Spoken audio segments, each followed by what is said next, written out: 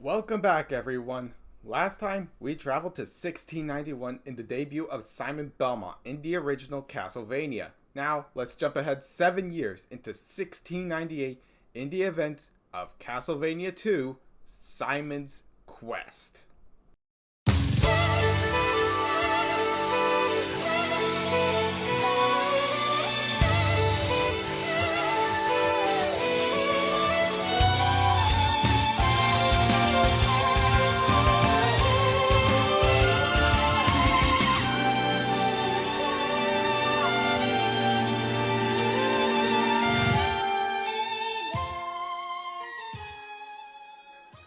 Enjoy the show.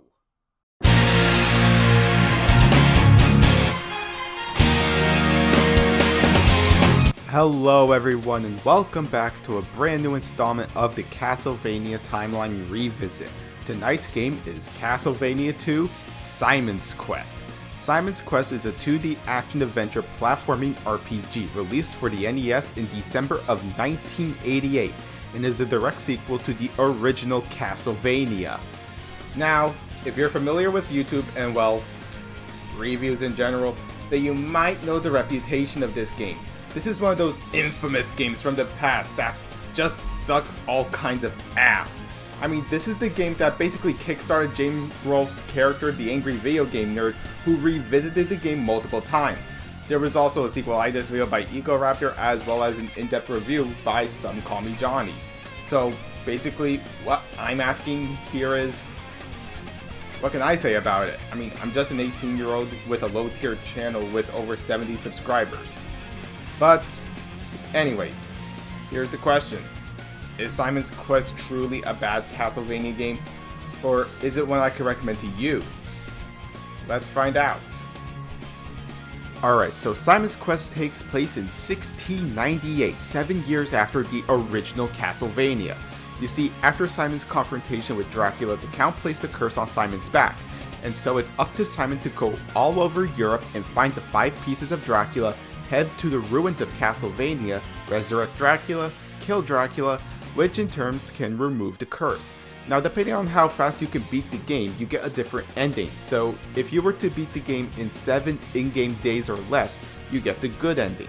Beat it in 14 days, you get the normal ending. 15 or more gives you the bad ending.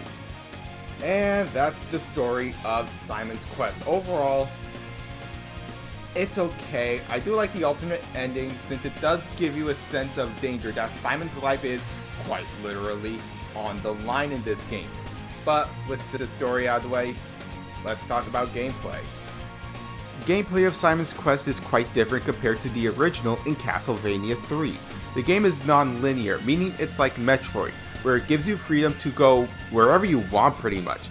The game also sports some RPG elements, like shops and towns, the whole shebang if you are an RPG fanatic to begin with. What's the currency to get items? Hearts. Yeah, so not only are they ammunition, but they're also currency. Now, here's my question. What kind of fucked up place uses hearts as money? Transylvania. That's where. We also have mansions, which is how we get Dracula's parts pretty much. Now, in the mansions, we also have invisible blocks, which we can use the holy water to see which ones are real and which ones are fake.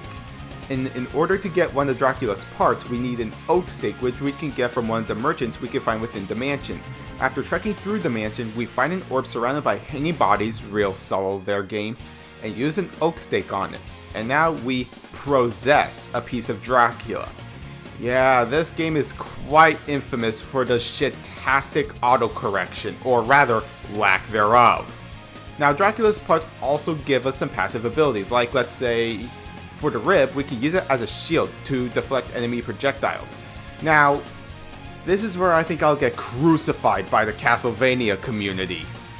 I think the gameplay of Simon's Quest is quite good. Oh shit.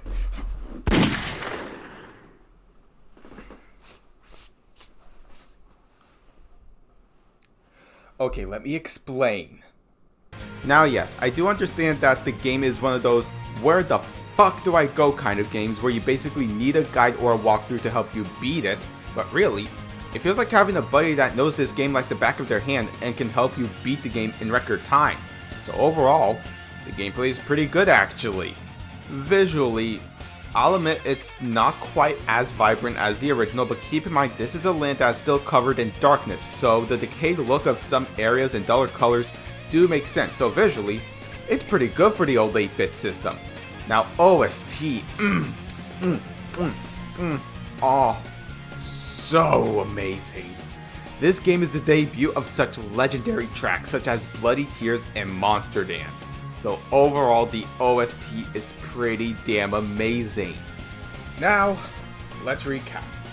I think the story is pretty good, gameplay is also pretty good, visually it's great for an NES game, and OST is so damn amazing. Here are my closing thoughts. Overall, Simon's Quest isn't that much of a bad game. While the non-linearity came off as a surprise, it did in turn set the groundwork of what would later become one of the greatest games in the entire franchise. So all I'm saying is, I suggest you all at least give it a try and give this game an actual chance instead of just being like sheep and going off of the opinions of others. Overall, Castlevania II Simon's Quest gets a 7.5 out of 10. But now I want to know from you all. Did you play Simon's Quest? Did you enjoy it? And is this something you could recommend to a friend? Leave your answers and more down in the comments. Give this video a like if you enjoyed it, and while you're here, consider subscribing and turn on the bell to be notified whenever I make a new video. My social media links, as always, are down below. Join me next time when we travel to 1798 in the Game Boy Advance game, Castlevania Harmony of Dissonance. Till then, take care.